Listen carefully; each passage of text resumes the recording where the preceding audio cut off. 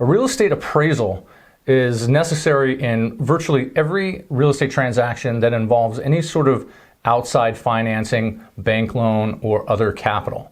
An appraisal allows a lender or an investor to get an independent third-party opinion on the value of a piece of real estate. A few things to note about an appraisal. It is not the actual value of a property, but in fact, an appraisal is an opinion of value of an independent, neutral third party based on an arm's length transaction. That means two parties that are not related to each other under normal market conditions. An appraisal represents the appraiser's opinion of the most probable price or value under competitive market conditions. There are three different approaches to determining the value of a piece of real estate. There's the sales comparison approach, there's the cost approach, and the income approach.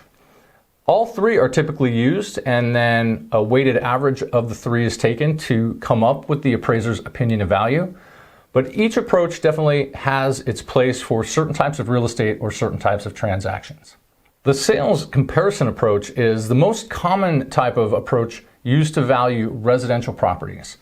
And what it does is it compares the subject property, or the property being appraised, to similar or comparable properties that have recently sold or been marketed in the neighborhood, in the area, or in some way are comparable to the subject property.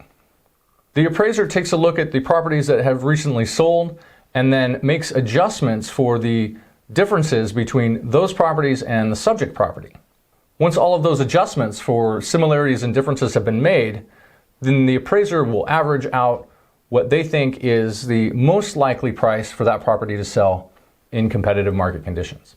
The next approach is the cost approach. The cost approach to valuation is often done with new construction or highly specialized properties. And it's fairly simple. What it takes is what it would cost to build the exact same property new in today's dollars, minus any depreciation that's applicable for the property's age, and then add the value of the land itself. Depreciation from new to current can come in many different forms. Physical depreciation would just be the aging of the building, wear and tear, things like that.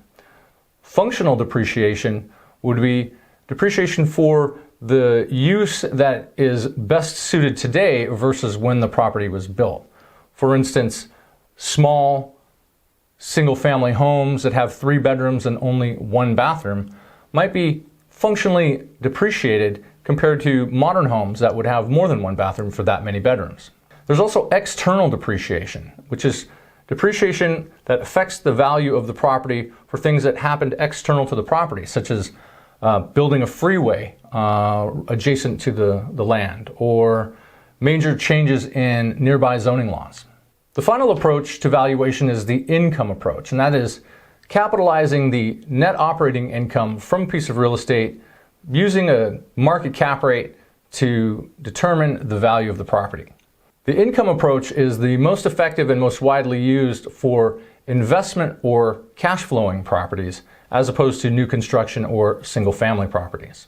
Appraisers will typically use a couple different metrics, including rent multipliers and, most importantly, the net income divided by the cap rate, or the income capitalization.